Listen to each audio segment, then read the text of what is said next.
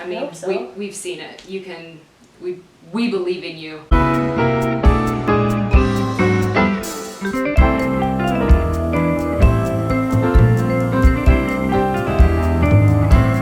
Hi everybody, welcome to this weekend's edition of the Gracie Note. I am here with dancer, actress, Courtney Van Wirdum. I want to ask about another project that you're on, which is Return to Grace. How long was the, like, for a show like Return to Grace, how long was the practice period? So this has been, our version of the show has been remounted 3 times. Okay. So the first year we learned 7 dances in 2 days, which is very fast.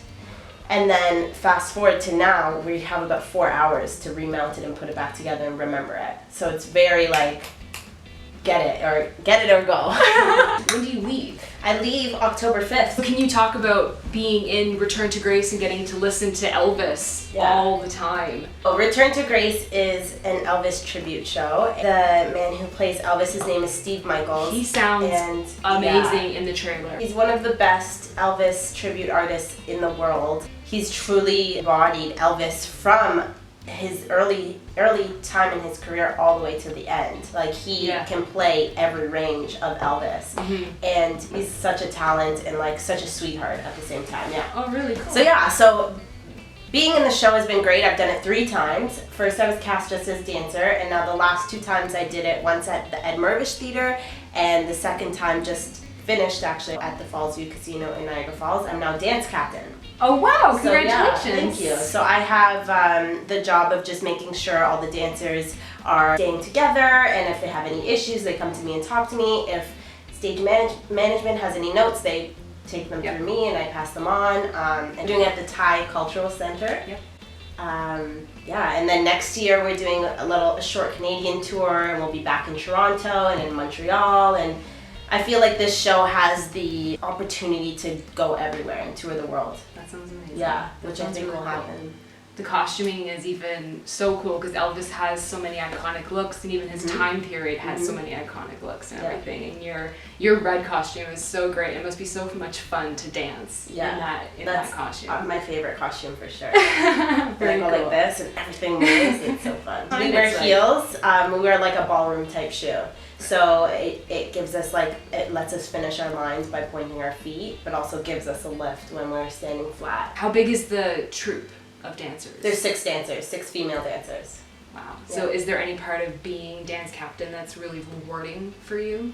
I'm very passionate about dancers and about how dancers are treated, so I get to make sure that I'm the voice of us, right? Cool. So I get to stand up for what we need, or if we feel unsafe on this, I get to help us out, or if something needs to be changed and I have to quickly think of something, it lets me also be creative on top of just being like structuring the dancers. So I get to like come up with on the spot, okay, that doesn't work, let's change it to this. Yeah.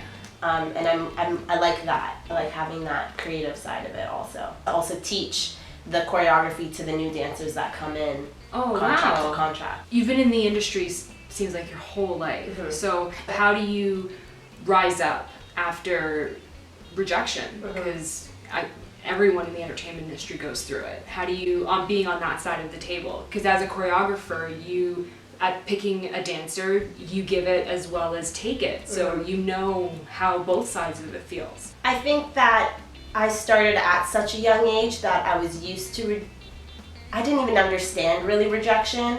I would go to an audition, and I started in the industry when I was probably 7 or 8. I would go to an audition and I wouldn't book it, but I wouldn't even think about it because it was just like, I went to an audition, and then the next day I went to school, and then the next day I went to dance, and like, it was like, I didn't think back like, oh, what happened with that audition? So I have thick skin for sure. And it does, and not many people can deal with the rejection, but it comes with the territory. You moved to LA. So how are you finding that? And are you going on more auditions being out there? What's the culture like being a dancer in LA?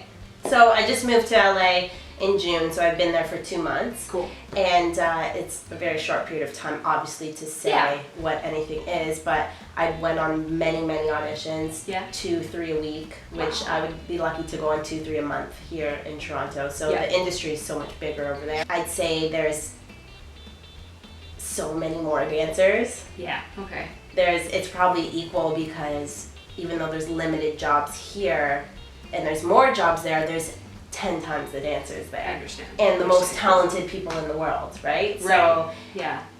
every audition I go to, I'm like, oh my god, that person has danced for Beyonce, that person's been on tour with Britney, and like, you see all these famous people that as a kid I always looked up to, and now I'm standing beside them in the room, and it's like, it's kind of surreal. But it's also humbling because you're like, okay, now I need to start over here and make something of myself over here. And you can totally do it. I mean, hope so. we've seen it. You can, we believe in you.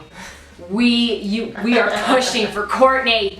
Yes. So yeah. And speaking of which, you can follow Courtney on Instagram and on Twitter, and you can watch Full Out on Family Channel. All of the links and everything are in this week's article in the description below. As always, be gracieful. Bye guys. Thanks for having me. Thank you. Thanks for watching, everybody.